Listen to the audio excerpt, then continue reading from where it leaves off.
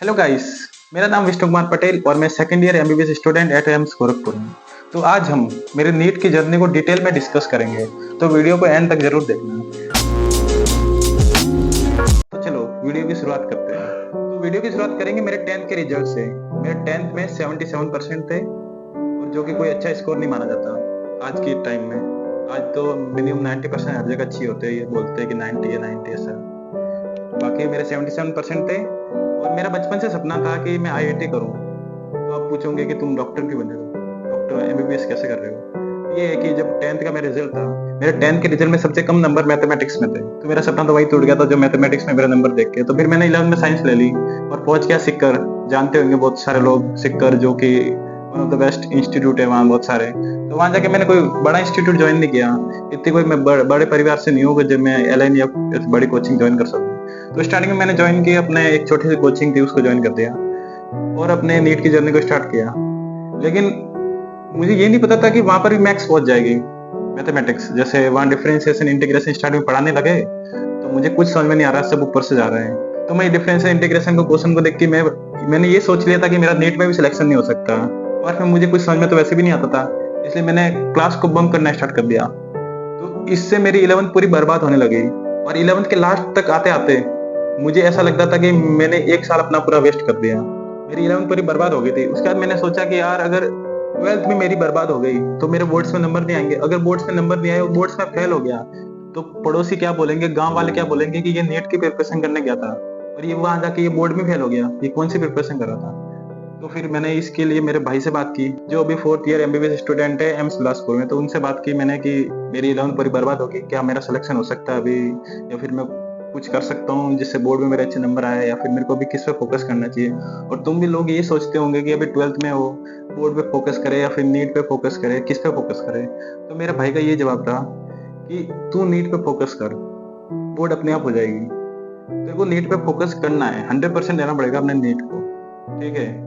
अगर तुम नीट को भी 100% नहीं दे रहे तो बोर्ड को भी नहीं दे पाओगे, तो दोनों में फेल हो जाओगे। नीट अगर तुम बोर्ड में फेल होगे तो नीट में तो वैसे कैसे हो जाओगे, तुम्हारा सिलेक्शन वैसे नहीं हो सकता।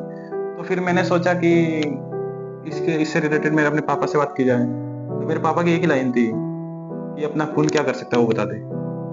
ये लाइन मेरे दिमाग में घुस गई। मैं इससे बहुत ज्यादा मोटिवेट हो गया। और मोटिवेट वो नहीं कि 2 दिन में मोटिवेट रहूंगा फिर तीसरे दिन वापस सो जाऊंगा, ये मोटिवेट नहीं। मैं 1 साल तक, मेरी 11th तो पूरी बर्बाद होगी तो आपको बता दिया, लेकिन 12th में मैंने 1 साल तक कंसिस्टेंसी के साथ काम किया। भले मुझे समझ में नहीं आता था ये इलेक्ट्रोस्टैटिक है, करंट इलेक्ट्रिसिटी है, फिजिक्स समझ में नहीं आती थी, लेकिन जो टीचर क्वेश्चन कराता था वो मैं लिख लिख के याद करता था, उसके मेथड कैसे याद करता था। ये ऐसे ऐसे करके मैंने अपने बोर्ड को भी निकाल दिया, और बोर्ड में भी अच्छे खासा 65 या 70% बना दिए। और फिर मेरे पास टाइम था 5-6 महीने तक, क्योंकि कोरोना था, नीट 2020 लेट होने वाली थी, इसलिए मेरे पास 6-7 महीने थे। और फिर मैंने ऑनलाइन कोर्स ज्वाइन किया कि कुछ सीख पाऊँ, अभी फ्री टाइम है, वैसे क्या करना है। तो उस टाइम पे मैंने फिजिक्स वाला अलग सर है जो उनको यूट्यूब पे मैंने देखा। मैं कोई प्रमोशन नहीं कर रहा हूँ, मैं सच बता रहा हूँ, ठीक है। तो मैंने यूट्यूब पे उनको देखना स्टार्ट किया, और उनका जो तरीका था पढ़ाने का, फिजिक्स सबसे पहले मैंने फिजिक्स देखी। बायोलॉजी मेरे को आती थी, रटना है, केमिस्ट्री चलो ठीक है बाद में देख लेंगे। मैंने सोचा सबसे पहले फिजिक्स को करते हैं, आराम से भी टाइम पड़ा, 7 महीने पढ़े। तो मैंने फिजिक्स में अलग सर के लेक्चर लेने स्टार्ट कर दिए जो यूट्यूब पे पढ़े फ्री बात, ठीक है। मैं नोट्स बनाता था, वो क्वेश्चन कराते थे, मेरे से होने लगे। मेरे को अंदर से मोटिवेट होने लगा कि यार फिजिक्स तो आसान है, इतनी कोई मुश्किल नहीं है, सबको मतलब ऐसा थोड़ी है कि सब जिसके 90% बनते हैं बोर्ड में उनका सिलेक्शन होता है, या फिर जिसको बहुत ज्यादा फिजिक्स आती है और जिसने मतलब बड़ी बड़ी बुक्स या एनसीईआरटी के सारे क्वेश्चन सॉल्व किए उनका सिलेक्शन होता है। तो मेरे माइंड से ये बातें तो पूरी हट गई थी कि जो मेहनत करेगा उनका नीट में सिलेक्शन होगा, ठीक है। तो मैंने वही सुबह उठता था और नाश्ता वास्ता करके अपने अलग सर के लेक्चर लेने स्टार्ट करता था। मतलब दिन में 3-4 लेक्चर ले लेता था, उसको सॉल्व करता था, और जो कोचिंग के मॉड्यूल थे वो सॉल्व करता था। मेरे से होने लगे थे, मतलब अच्छे खासे क्वेश्चन सॉल्व हो रहे थे। फिर मैंने ऑनलाइन टेस्ट सीरीज स्टार्ट की, जो एक कोचिंग थी वो भी सीख करके थी, उनके ऑनलाइन टेस्ट हो रहे थे, तो मैंने ज्वाइन स्टार्ट कर दिया ज्वाइन करके, मतलब टेस्ट देना स्टार्ट कर दिया। तो मेरे उसमें नंबर अच्छे आने लगे, 300-400, ये मेरे लिए बहुत अच्छे नंबर थे। क्योंकि जब मैं ऑफलाइन टेस्ट देता था, जब मैं सिक्कर में था, जब बोर्ड से पहले, तो मेरे नंबर आते थे 150-200। ये कोई नंबर क्या है, बोले यार ये नंबर थोड़ी होती है, तुक्के में भी आ जाते हैं, ठीक है। तो जब मैंने अपनी मेहनत से जो मेरे को क्वेश्चन आ रहे, मेरे से सॉल्व हो रहे, वहां से मेरे 350, 400, 450 नंबर आने लगे। और तो मेरे को अंदर से ऐसा लगने लगा कि अब तेरा हो सकता है, वो सिलेक्शन हो सकता है। फिर मैंने 7 महीने तक फिजिक्स अलग सर से पूरी की, बायोलॉजी की, और केमिस्ट्री में थोड़ा पीछे रह गया। मेरे को वैसे थोड़ा डर लगता था, और ना कोई इतना टीचर अच्छा था जो मुझे समझ पाए, मैं जिससे समझ पाऊँ। और केमिस्ट्री मुझे डर लगता था कि अब कहाँ से करूँ, क्या होएगा, क्या मेरा सिलेक्शन होएगा, जो क्या मेरा सिलेक्शन केमिस्ट्री रोकेगी। उसको छोड़ के मैंने फिजिक्स और बायोलॉजी को अच्छे से कर दिया था कि मैं नीट में अच्छा खासा स्कोर कर पाऊँ, लेकिन केमिस्ट्री मेरे से नहीं हो पाई। और उस टाइम नीट आ गई थी, तो मैंने नीट का एग्जाम दे दिया, और अंदर से थोड़ा मोटिवेट था कि मेरे को फिजिक्स आती है और बायोलॉजी आती है। तो मैंने नीट 2020 एग्जाम दिया, और मुझे ऐसा लगा कि जब मैं नीट का एग्जाम दे रहा था, तो मुझे ऐसा लगा कि मेरा स्कोर इस बार 600 ऊपर है। वो फर्स्ट टाइम देता, तो सबको ऐसा लगता है कि फाड़ दिया भाई, फाड़ दिया। तो मेरे को ऐसा लग रहा था कि मेरा स्कोर 600 ऊपर है, लेकिन जब मैंने चेक किया तो मेरा स्कोर 530 था। और मेरे को फिजिक्स ने और बायोलॉजी ने बिल्कुल धोखा नहीं दिया। जो मैंने मेहनत की, जो मैंने अलग सर से पढ़ा था, वो मेरे काम आया बिल्कुल। अभी भी उनके लेक्चर पढ़े, मैं उनको अभी भी देख के सोचता हूँ कि यार काश भगवान ने ऐसे टीचर भी बनाए जो मेरे लिए काम आए।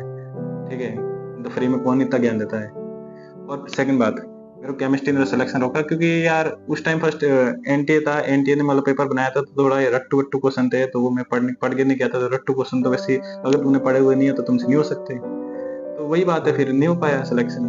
तो 530 थे, मैं बहुत खुश था तभी कि मेरी पहली बार 500 ऊपर नंबर आए, और वो भी डायरेक्ट नीट में आए। उससे पहले मेरे कभी 500 ऊपर नीट में नंबर नहीं आते, मतलब किसी मॉक टेस्ट में भी नहीं आते।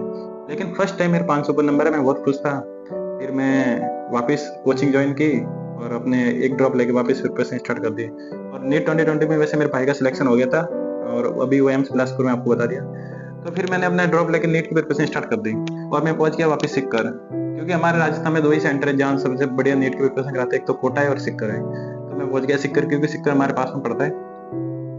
फिर सिक्कर में जाके इस बार एक अच्छी कोचिंग ज्वाइन की, गुरु कृपा नाम की है, जो अभी बहुत सारे स्टूडेंट वहां से सिलेक्शन होते हैं। और मैं इस बार भी कोई प्रमोशन नहीं कर रहा हूँ, ठीक है।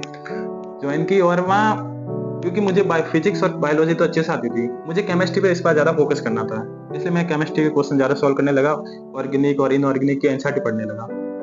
और जैसे जैसे टाइम बीतता गया, और जैसे जैसे सारे चैप्टर पढ़ाने के जब टीचर पढ़ाता था, मुझे समझ में आने लग गया था, क्योंकि मेरे को फिजिक्स आती थी, बायोलॉजी आती थी, तो मुझे समझ में आने लग गया था, केमिस्ट्री भी आने लग गई थी। तो मुझे अब कोई प्रॉब्लम नहीं थी, मेरा स्कोर भी अब 600 ऊपर आने लग गया था टेस्ट में। लेकिन बात आती है जब नीट के 2 महीने पहले, और मुझे पता चलता है कि मेरे पापा को कोरोना हो गया है, और वो एम्स जोधपुर में एडमिट है।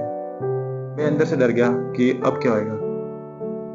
मैं अंदर से पूरा टूट गया था, ना मुझे समझ में आ रहा था मैं क्या करूं, ना मेरे से पढ़ाई हो रही थी। मैं पहुंच गया एम्स जोधपुर मेरे पापा के पास, और मेरे पापा वहाँ बेड पे सो रहे आईसीयू में, वो तो भी वो यही बोल रहे कि बेटा जाके तो पढ़ाई कर, मैं ठीक हूँ। और अगर मेरी जगह आप होते तो आप क्या पढ़ाई करते उस टाइम पे? आपसे पढ़ाई होती? अगर आपके पापा आईसीयू में भर्ती है तो आपसे पढ़ाई होती? नहीं होती ना। मेरे से भी नहीं हुई। मैं 20 दिन वहाँ हॉस्पिटल रहा एम्स जोधपुर में, ठीक है। मेरे पापा फिर ठीक हुए, पूरे ठीक हुए। जब वो घर गए, फिर मैं वापस सीख कर आया, और मेरे पास अभी 1 महीना था नीट के लिए। तो भी मेरे मन में डर था कि यार 20 दिन मेरे से कैसे निकलेगा, वो दिमाग में सेट हो जाता है ना। तो भी मैंने पढ़ाई वढ़ाई करके मैंने नीट का एग्जाम दिया, और मेरा स्कोर 593 था। मैं खुश था कि अच्छा स्कोर है, हो जाएगा सिलेक्शन, 590 ऊपर तो कट ऑफ जाती है, इतना मतलब सिलेक्शन हो जाएगा, कोई कॉलेज मिल जाएगी। लेकिन जब कट ऑफ आती है, जब रिजल्ट आता है, जब मेरी रैंक 22,000 है, मैं सोचता हूँ यार इस बार भी सिलेक्शन नहीं होगा। इतनी मेहनत करने के बाद भी इस बार भी सिलेक्शन नहीं होगा।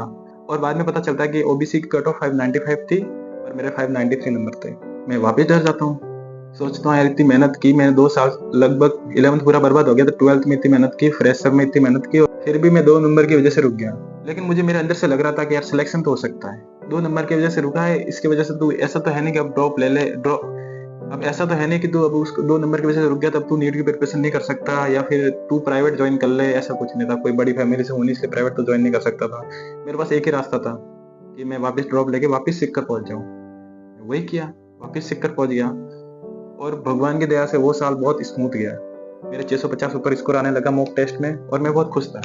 मेरे 650 ऊपर स्कोर आने लगा, और मैं अपने भाई से बात करता रहता था जो कि एम्स बिलासपुर में है, और वो मुझे मोटिवेट करता रहता था कि कुछ ना है, 2 नंबर से रुका तो इस बार अच्छे स्कोर आएगा, इस बार अच्छी कॉलेज मिलेगी। यही मैं मन में सोचता कि इस बार मेरे को 2 नंबर ही बढ़ाने से। फिर वही कंसिस्टेंसी के साथ मेरे को तीनों सब्जेक्ट अच्छे से आते थे। मैं फिजिक्स में क्वेश्चन सॉल्व करता था, एक्स्ट्रा कुछ नहीं करता था। जो कोचिंग में मॉड्यूल है वो सॉल्व कर देता था, और फिजिक्स के एनसीईआरटी के एमसीक्यू भी कर देता था, और मैंने बायोलॉजी की एनसीईआरटी बहुत बार पढ़ ली थी। अब मेरे को अंदर से पूरा मोटिवेट हो गया था कि इस बार सिलेक्शन हो जाएगा। और मैंने नीट 2022 का एग्जाम दिया, और मेरा स्कोर 655 था।